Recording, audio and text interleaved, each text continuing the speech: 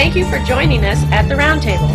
Brought to you by Community Education Arts, a nonprofit organization based in Noblesville, Indiana. I'm Alice Cavanis-Gober, president of CEArts. And I'm Sarah E. Morin, secretary of CEArts. Let's sit down at the Roundtable.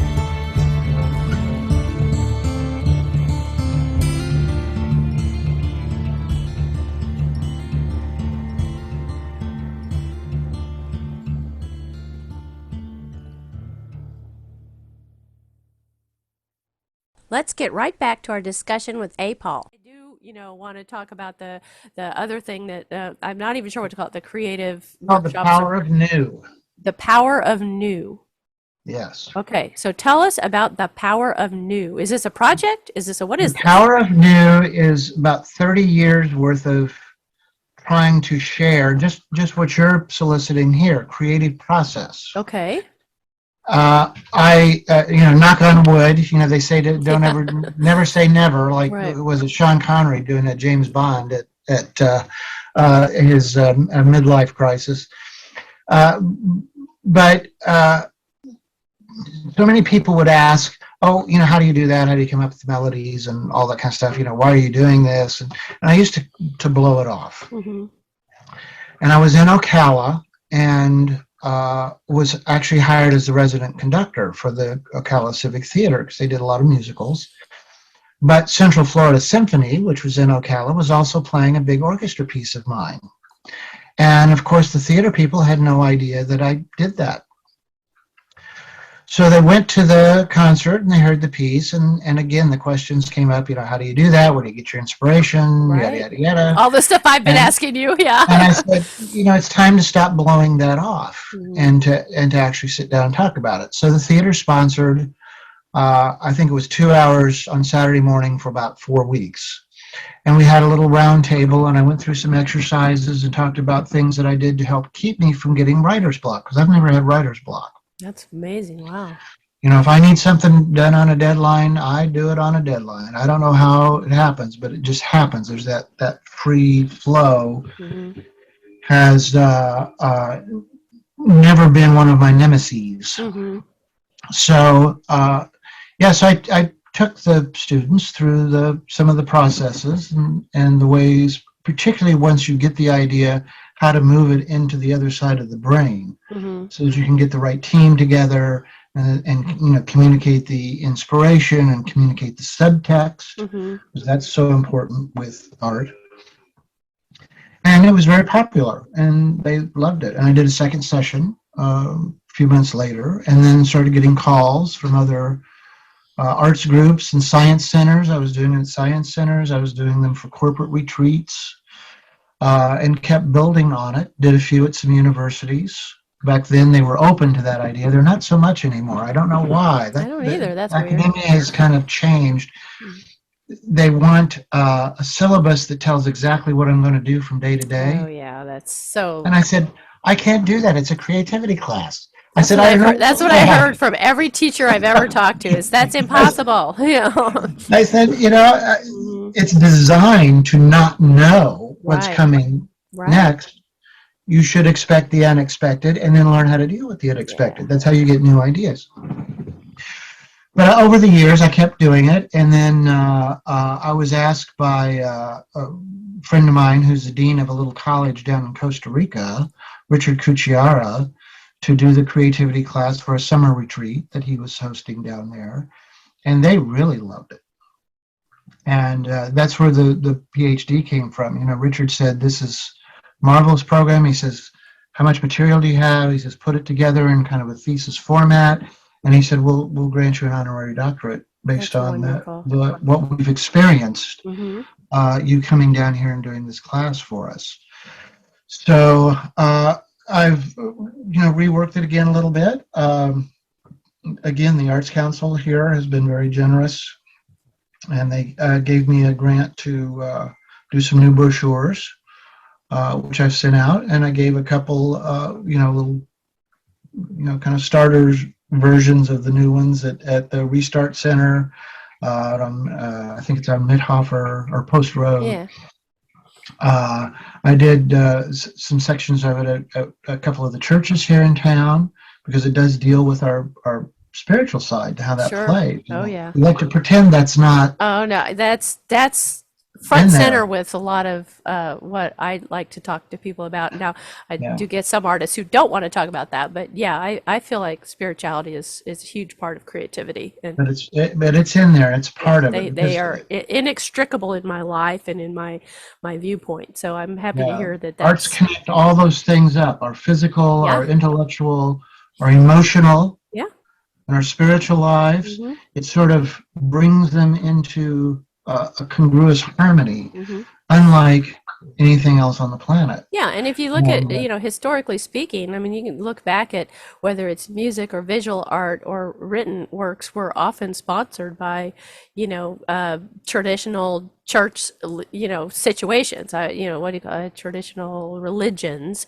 I'm a more of a open, kind of open-ended spiritualist, spirituality-minded person. I don't adhere to any one particular religion. That's probably because of my anthropological background. I studied world religions, and so it's like I like that part, I like this part, I like this piece, and I cobble together my belief system. But I mean, if you think about it, the arts have traditionally been supported back in the day by religious organizations, and so a lot of the most famous, world-renowned art, whether it's music or paintings or whatever that we have, were supported by funds from religious institutions. And we interesting still hold story. these iconic paintings Yeah, and interesting music. story on that. I was in Buenos Aires, and my hosts down there were giving me a tour, and we went to the famous Casa Rosada, Mm, and there's a cathedral right across the street that is just absolutely beautiful. But a lot of the paintings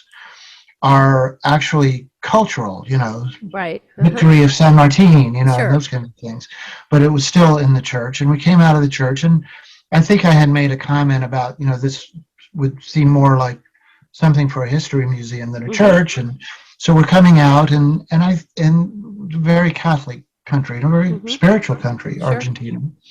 And I think my hosts were wanting to pin me down a little bit, and they said, "Well, what's your religion? What do you believe in?"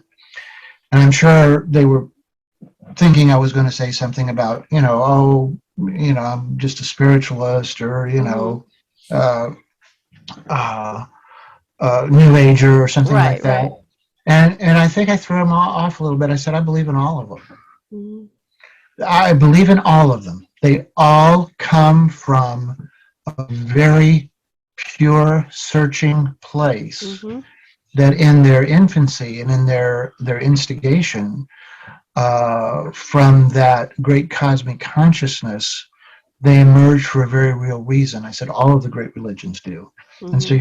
you have to believe in that process of where those religions are coming from. Now we can intellectualize our way in and out of all kinds of things, but those That's things the are core. forming, Hmm. yeah, the core of our Yeah, the culture. core. Yeah, and that's a very anthropological way of looking at that question, and that's basically how I answer it too. Hmm. Because one of the things that studying anthropology and world religions taught me was that, although any particular organized religion may say we are the way, the only path, that simply is what they all say. And in my mind, that makes me think, well, that's just their interpretation of whatever the ultimate cosmic overall entity or thing out there is. I feel like you take any of those paths, one way, one path, one journey, any of them is going to get you to the ultimate same place, goal. Whether you want to call it nirvana or heaven or whatever, it is, all paths lead to the same thing, for lack of a better word, in this moment. A spiritually transfigured Franciscan monk and Buddhist monk understand each other much better Yes. than a lot of local church leaders. Yes. And Even going from one yeah, Protestant yeah. version to the other. Organized religion, the big three anyway, in any organized religion, and, according to what I learned across time and space by studying world religions, any organized religion at some point, even in its inception maybe, but at some point will become a political entity. And that's where I don't attend a church because, well, COVID-19, I'm with my health problems, I'm not attending anything. But even before that, I wasn't a church goer because that didn't work for me. That was too much on the small, tiny, tight scale. And my ideas and thoughts about religion and spirituality are on that, like I said, that larger global, all paths lead to one. That's so. Music does that. Talking about being in the room with live music, the reason we do that, it seems an odd thing to do, but the reason we do that is on the subliminal level, on the core level, down in your cells, we're all having the same experience. We might intellectually try to block it or say, I didn't get my nap today, I don't want to be here, that was a stupid show, why'd you drag me to string quartets, I don't even know what they are, or whatever. But when that music starts, unless you're really actively resisting it, everyone in that room, performers alike, are having the same deep emotional experience. Now, you talk about binding people together. Yep. There's nothing binds us like those experiences. I agree, and I feel like it's almost as though we're all in that moment existing on a particular vibratory plane almost. And it is spiritual, and it's music induced or music led, music guided. Like you said, it's in our cells. There's something about that, and you feel it. That's why I use the phrase vibratory plane, because it's a feeling. It's not just a sensation. It's more than that. It's beyond that. Back to process a little bit. Early on, for some strange reason, it like lightning, it struck me the responsibility you have as a composer to understand that and guide that ethically. Even in a show like Ted Bundy, even like the show like Love Ted. I grew up in a time, and this is one of the reasons I delayed going to college. I ended up at University of Houston, as I think you may have seen on the resume, but that was like a decade after I left, because the universities were creating a kind of academic art that I don't think was taking that responsibility seriously. All they were trying to do was shock people and fill them full of anxiety, with dissonances and sounds and just bizarreness. And I've written some, as you know, I've sent you, I think, some very weird things. I've done some very bizarre composing. I'm not afraid to use those elements, but the responsibility of how I use them and how I place them and how I resolve them, I take very, very seriously when I create art. And that comes through in what you do. You feel that as a listener. And again, I am unmusical. I can't play an instrument. I wouldn't know the first thing about a note or a chord. I don't, there's nothing about music that I understand or am in any way versed in. But the feeling I get when I listen to your music is that there is part of that is in there. Part of what you just talked about comes through, that you have provided something that, well, this is going to sound a little crazy, but I can feel it and take it in without fear. There's nothing. Does that sound a little weird? I mean, yeah, because it's a natural part of our existence. I'm not overriding that inspiration with too much. I mean, you have to kind of clean it up and make it legible, but I'm not overriding it with my intellectual point of view. Right. Most of what I write, there's nothing that comes across as this guy's trying too hard, which is, I've heard a lot of the kind of music that you're talking about, the academic music where, that person's final, I use the word thesis or dissertation. I'm not sure what it's called in music, but that final project, that final piece, I remember very clearly hearing I went to one guy's playing of it, production of it, because that was part of his degree, was to put it on the stage, out there. And it was an unpleasant experience because it just worked and worked and worked and worked and worked and worked and worked and just convoluted every sensation that I think of and feel about music. It was just beyond dissonance. I don't even know Here's what's happened, and not all situations, but a lot of that sociopathic pain that debilitates us from accessing the true stream of consciousness that wants to be born to make the world beautiful and whole and aware, even though sometimes terrifying. I mean, the world still is violent.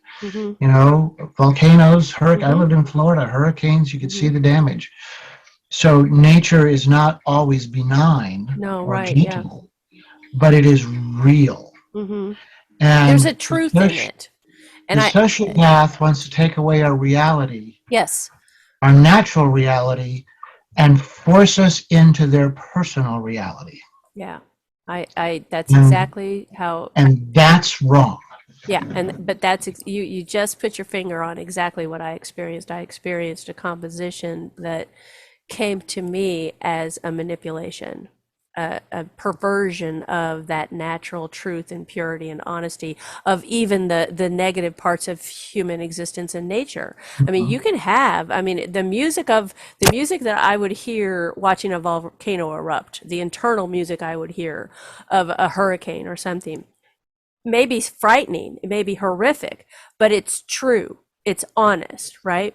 What I experienced and what I think we're talking about is this other kind of composition and kind of academic push the boundaries kind of musicality isn't that. It is a perversion of that. It is a twisting of that. And I feel like that's not, I don't want to listen to that stuff. Ultimately, if art tries to manipulate you, it will die out. It will. Yeah. It won't work. It won't work. I feel like that's what we have to look for and try to create in our artistic endeavors is positivity, truth, hope, and honesty. And you certainly have been doing that. And I'm back to this is back to real stuff now. I just am thrilled that you were willing to spend so much time talking with me, and I really look forward to editing this into several parts because I could talk to you all day. I really do feel that way. And like I said, we'll plan an ex parte coffee and we'll chat. Yes, and I do want to talk to Brandon sometime.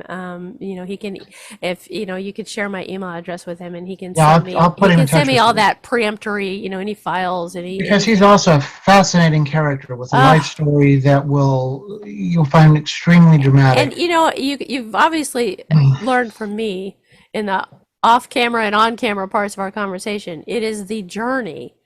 The journey of life that has become, if you're an artist, if you're creative, an art's journey. Because if you are a creative person, what happens in your quote real life becomes your art's journey. I mean, for most of us, I've as learned. Joseph Campbell says, it's our hero's journey. It is. Thank you for bringing that up, because that is a very, for some of us who've been beat down in certain ways, identifying yourself in a positive way, like I try to use the word domestic violence survivor, not victim, try to turn that into a positive sound.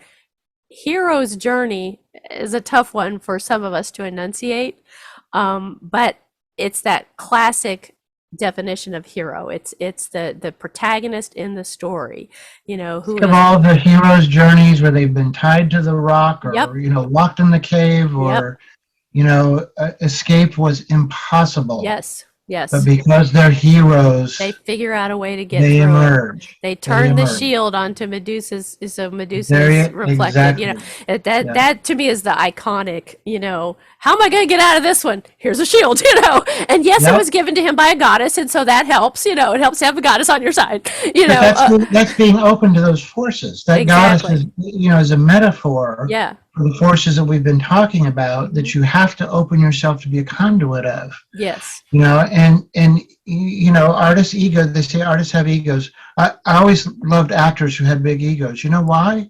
Because the bigger their ego, the more they could let go of it, Yes. become the character totally, Yes. and then recapture themselves when they left the Yes. stage. It's the small actor who never gets out of the way in a movie. Right. You know, it's the actor that's always the actor. You see the actor in a film, not the character. That's, you know, I believe that's very true too. So if you can give yourself up to being that character, as great actors will do, as your De Niro's and Streeps, you know, are just such masters, no wonder they get paid millions of dollars. They're worth it. To totally empty themselves and fill themselves with another character as a profession. You don't think that's hard? No, I think it's very hard. I think it would be very hard to. No, I try to do the same. I try to empty myself, get out of the way. And that's why the music is so eclectic. Yeah. Because I don't always know what's coming down that pathway. Yeah. And it can be disturbing to me personally, like Love Ted, or it can be exhilarating to me personally, like the Serenade. And I am at the beck and call of the muse, as you might say. Yeah. Well, the final products are amazing, and I Thank so you. appreciate talking with you. And, you know, don't be surprised if I hound you to come back and talk more, or at least, you know, even if it's just private conversation, you know, because I feel now that we are friends. I always say that at the end of an interview. It's like, oh, I have a new friend, you know. So, thank you for making my day. And Brandon, thank you so much for giving us all this time. Engineer. Yes, all this time. And I've told A. Paul that I want to reach out with you through email to get you on the schedule to be interviewed, because I just have to know more about the novel and your life and everything. So be prepared. You're on deck somewhere in the future. Well, you should be prepared, man. Just so you know. Yeah, just I'm ready. I'm ready. I have purple hair. I'm ready. I mean, you know. This has been At the Round Table with Alice and Sarah E. of Community Education Arts. Our nonprofit organization is based in Noblesville, Indiana. You can find us online at CEArts.org. We'd like to thank James Weston for writing our intro music and for his technical savvy. Join us next time at the Round Table.